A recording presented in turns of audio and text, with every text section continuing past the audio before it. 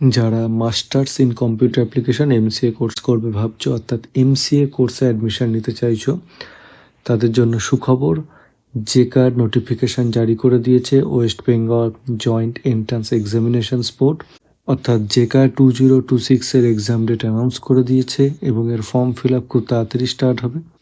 তো আজকের ভিডিওতে থাকবে এই জেকার 2026-এর সমস্ত ডিটেলস, এর অ্যাপ্লিকেশন প্রসেস কবে থেকে স্টার্ট হবে, কতদিন পর্যন্ত এটা চলতে পারে এবং এর পরীক্ষা কবে হবে, অ্যাপ্লিকেশন ফি কত থাকছে, এক্সাম প্যাটার্ন কী থাকছে এবং এলিজিবিলিটি ক্রাইটেরিয়া কী থাকছে, মোস্ট ইম্পর্টেন্ট কারা কারা এই জেকা এক্সামটা দিতে পারবে এবং কোন কোন কোর্সের জন্য এটা এলিজিবল, কোন কোন কলেজে তোমরা অ্যাডমিশন নিতে পারবে, অর্থাৎ টপ কলেজের গভর্নমেন্ট এবং প্রাইভেট কলেজের লিস্ট আমি দিয়ে দেবো, কাট অফ কত উঠতে পারে এবং কত স্কোর করলে তোমরা গভর্নমেন্ট কলেজে অ্যাডমিশন নিতে পারবে এবং প্রাইভেট কলেজের জন্যই বা কত র্যাঙ্ক বা স্কোর লাগবে, সমস্ত ডিটেলস থাকবে আজকের ভিডিওতে।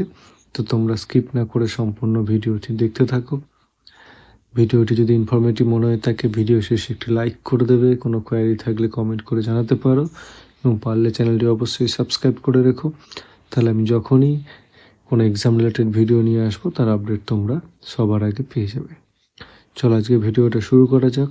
তো এই জেকা 2026-এর এক্সাম হবে 14th জুন, সানডে পড়েছে এবং এর অ্যাপ্লিকেশান স্টার্ট হবে টেন্টেটিভ 9th এপ্রিল থেকে। তো মোটামুটি এপ্রিল মাস পর্যন্ত এক্সামটা চলবে এবং এর এক্সাম হচ্ছে 14 জুন। অ্যাপ্লিকেশন প্রসেস কমপ্লিট হওয়ার পর তোমাদের 2-3 দিন টাইম থাকবে কারেকশন করে যদি কোনো ফর্মে ভুল হয়ে থাকে এবং তারপরে তোমাদের পরীক্ষার আগে অ্যাডমিট কার্ড রিলিজ হবে এবং সেই অ্যাডমিট কার্ড নিয়ে তোমাদের এক্সাম দিতে যেতে হবে। তো যেটা হচ্ছে masters of computer application MCA কোর্সের জন্য হচ্ছে এই জেকা এক্সামটা, যেটা ওয়েস্ট বেঙ্গল গভর্নমেন্ট থেকে West Bengal joint entrance examination board দ্বারা কন্ডাক্ট করা হয়। এই জেকা এক্সামটা অ্যানুয়ালি বছরে একবারই হয়ে থাকে। তো এটা নেক্সট একাডেমিক সেশন, অর্থাৎ এই একাডেমিক সেশন যেটা 2026-2027-এর জন্য অ্যাপ্লিকেবল।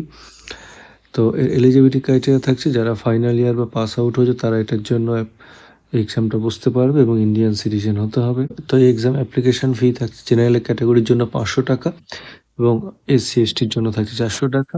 এবং লিঙ্ক আমি ডেসক্রিপশানে দিয়ে দেবো, অফিসিয়াল ওয়েবসাইটের লিঙ্ক, সেখান থেকে তোমাদের অ্যাপ্লিকেশন করতে পারবে এবং কিছু রিকোয়ার্ড ডকুমেন্টস এগুলো তোমাদের রেডি রাখতে হবে, যেমন হচ্ছে বেসিক ইনফরমেশান তো লাগবে ফর্মে, মানে নাম, বাবার নাম, মায়ের নাম, অ্যাড্রেস এগুলো, এবং ফোন নাম্বার, ইমেল আইডি একটা ভ্যালিড লাগবে রেজিস্ট্রেশন করতে গেলে, এবং এছাড়াও তোমাদের মার্কশিট, এছাড়াও তোমাদের প্রিভিয়াস অ্যাকাডেমিক ইয়ার অর্থাৎ ক্লাস 12 এই মার্কসগুলো লাগবে, গ্র্যাজুয়েশনে তোমাদের যদি পার্সুইং হয় তাহলে সেই মার্কসগুলো লাগবে, এছাড়াও তোমাদের যদি কোনো কাস্ট সার্টিফিকেট থাকে সেটা লাগবে। এক্সাম প্যাটার্ন এটা ওএমআর বেস্ট এক্সাম হবে, যেটা তোমাদের এক্সাম সেন্টারে গিয়ে তোমাদের যে সার্কেল থাকবে 4টে অপশান, সেই সার্কেলে তোমাকে ব্লু বা ব্ল্যাক বল পয়েন্ট বেরিয়ে দিয়ে ডার্ক করতে হবে এবং টাইম থাকবে 2 ঘন্টা এবং টোটাল এখানে কোশ্চেন থাকবে 100টা, টাইম থাকছে 2 ঘন্টা এবং পরীক্ষা হবে 120 মার্কসের, যেখানে দুটো ক্যাটাগরিতে ভাগ হবে, একটাই পেপার থাকবে দুটো ক্যাটাগরি। পেপার 1-এ থাকবে 80টা কোশ্চেন যেখানে থাকছে 1 নম্বর করে এবং পেপার 2-তে থাকবে 20টা কোশ্চেন 2 নম্বর করে, অর্থাৎ 40 নম্বর, টোটাল হচ্ছে 120 নম্বর।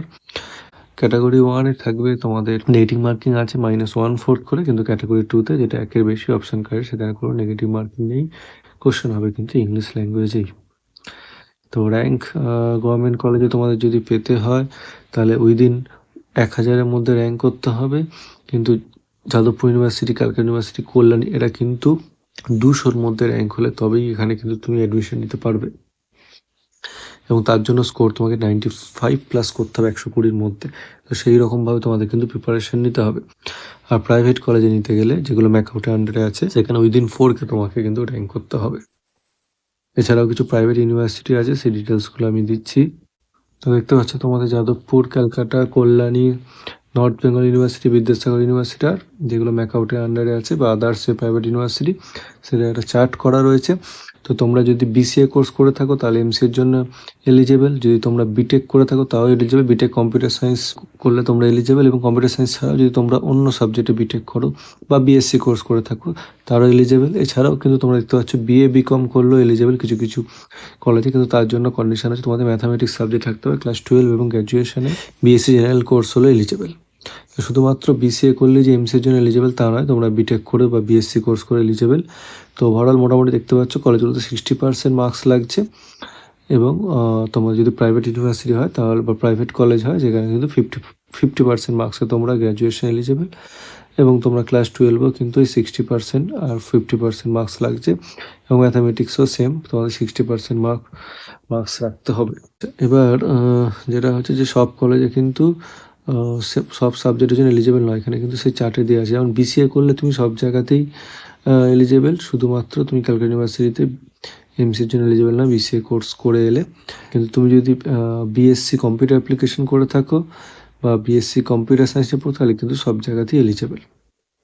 এবং প্রাইভেট ইউনিভার্সিটিতে যে কোর্সেসগুলো বললাম সবগুলো কোর্স করে এলিজেবল। এখানে দেখতে পাচ্ছ যে Maulana Abul Kalam Azad University Technology, AOT Hooghly, Asansol Engineering College, BP Poddar Calcutta Institute of Technology, Doctor BC Roy Engineering College, Future Institute of Engineering and Management, Guru Nanak Institute of Technology, Haldia Institute of Technology, Heritage Institute of Technology, Institute of Engineering and Management Salt Lake, Institute of Science and Technology Paschim Medinipur, JS College Kalyani Government Engineering College, মেঘনা Science Institute of Technology, নরুলা institute of Technology, Netaji Subhash Engineering College, RCC Institute of Information Technology, Regent Education and Research Foundation Barasat, Seacom Engineering College, Siliguri Institute of Technology, Swami Vivekananda University, Techno University, Techno International New Town Rajarhat, Techno Main Salt Lake. তাহলে এই কলেজগুলোতে তোমরা কিন্তু admission নিতে পারবে MCA কোর্সের জন্য।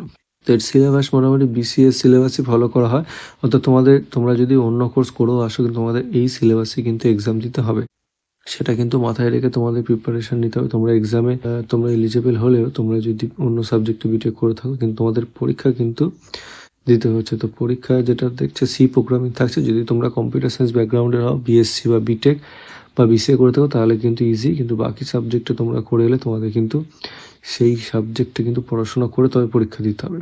তো যেটা বলছি যে সি প্রোগ্রামিং থাকছে, অবজেক্ট ওরিয়েন্টেড প্রোগ্রামিং থাকছে, ইউনিক্স থাকছে, ডেটা স্ট্রাকচার থাকছে, ইন্ট্রোডাকশন অফ কম্পিউটার্স থাকছে, অপারেটিং সিস্টেম থাকছে, কম্পিউটার নেটওয়ার্ক থাকছে, ডিবিএমএস থাকছে, database management system, software engineering থাকছে, মেশিন লার্নিং থাকছে।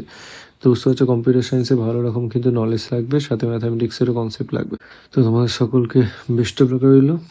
আশা করছি তোমরা খুব ভালো করে প্রিপারেশান নিয়ে এক্সাম দেবে এবং খুব তাড়াতাড়ি ফর্ম ফিল আপ শুরু হবে। তো তোমরা সেই মতো ফর্ম ফিল আপ করে প্রিপারেশান নিতে থাকো। সকলকে বেস্ট অফ লাক। তো ভিডিওটি যদি ইনফরমেটিভ মনে হয়ে থাকে তাহলে একটু লাইক করে দেবে, কোনো কোয়ারি থাকলে কমেন্ট করে জানাতে পারো, এবং অবশ্যই চ্যানেলটি সাবস্ক্রাইব করে দিও, তাহলে যখনই আমি কোনো এক্সাম রিলেটেড ভিডিও নিয়ে আসবো তার আপডেট তোমরা সবার আগে পেয়ে যাবে। ধন্যবাদ ভিডিওটি দেখার জন্য।